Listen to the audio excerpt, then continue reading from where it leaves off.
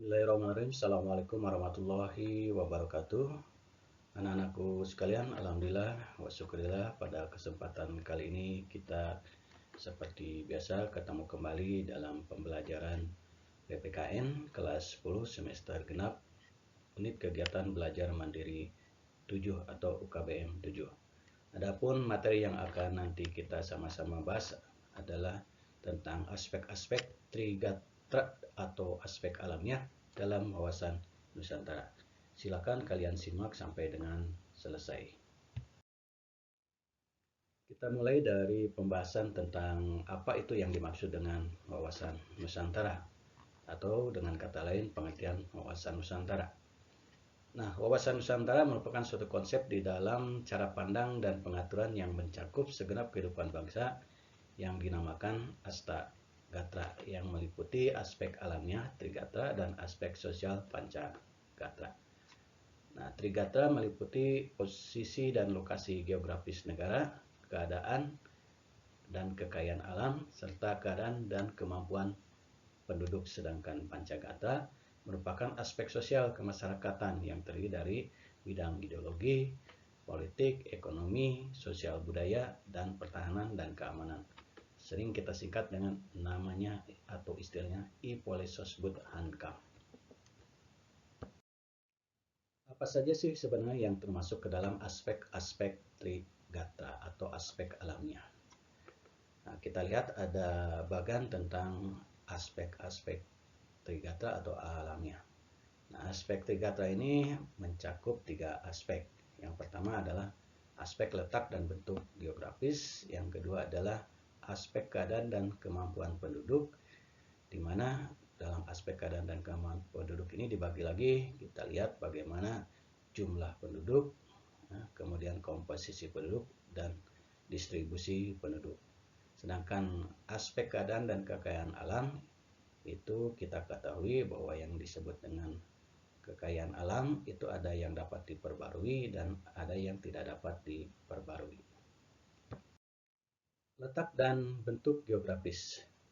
Jika kita lihat letak geografis Indonesia dalam peta dunia, maka akan nampak jelas bahwa wilayah negara kita tersebut merupakan suatu negara kepulauan yang terdiri dari daerah perairan dengan ribuan pulau-pulau di dalamnya, sehingga sering dikenal dengan istilah archipelago Pelvar.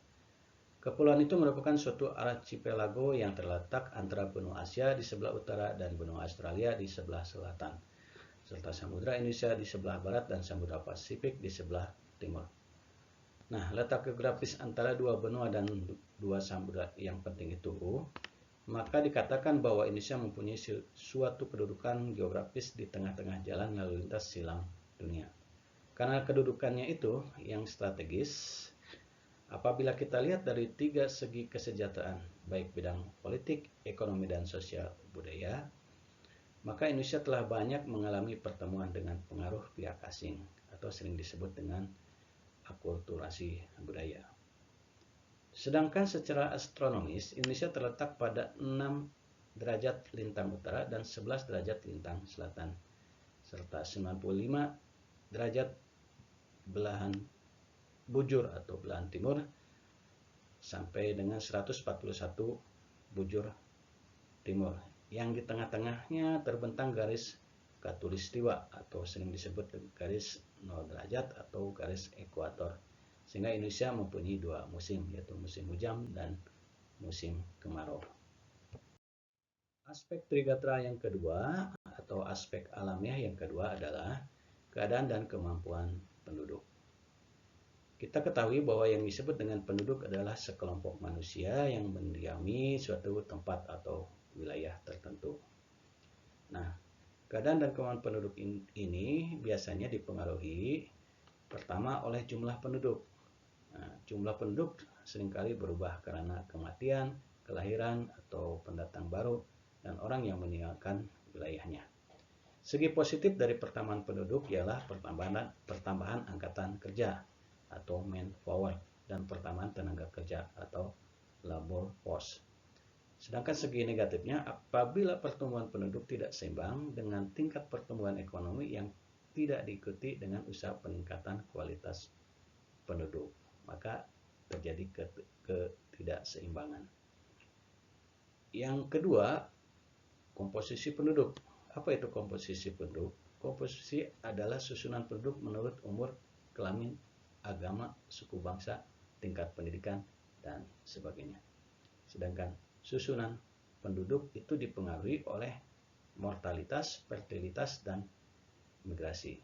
Fertilitas sangat berpengaruh besar terhadap umur dan jenis penduduk golongan muda yang dapat menimbulkan persoalan penyediaan fasilitas, baik itu pendidikan, perluasan lapangan kerja, dan lain sebagainya. Kemudian keadaan dan kemampuan penduduk juga bisa dipengaruhi oleh distribusi penduduk atau penyebaran penduduk.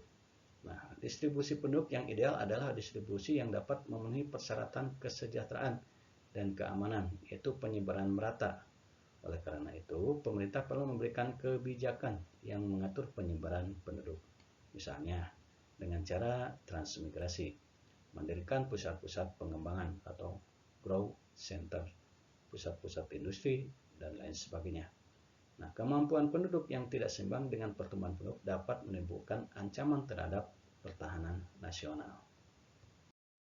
Aspek Trigatra yang ketiga atau aspek alamiah yang ketiga adalah keadaan dan kekayaan alam.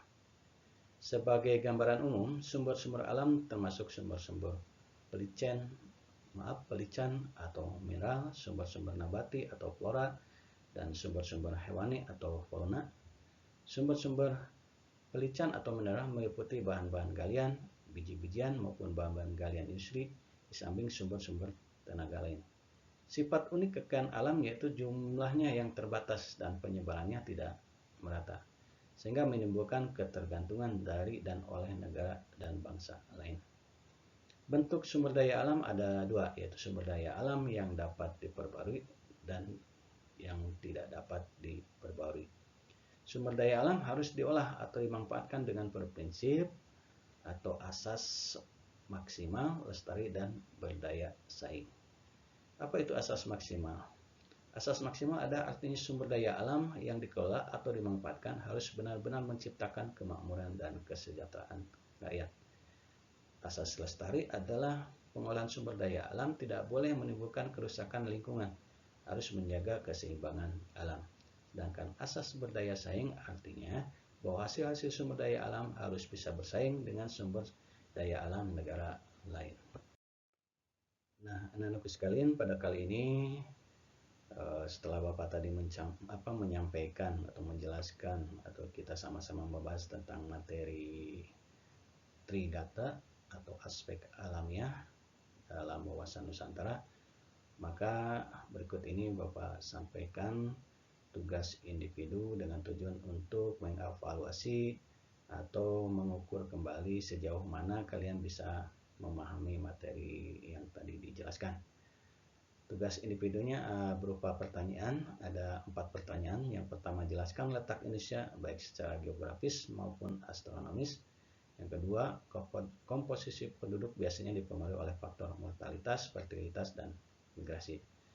Jelaskan apa yang dimaksud dengan ketiga faktor tersebut. Yang ketiga, langkah-langkah apa saja yang bisa dilakukan pemerintah dalam menangani masalah penyebaran atau distribusi penduduk.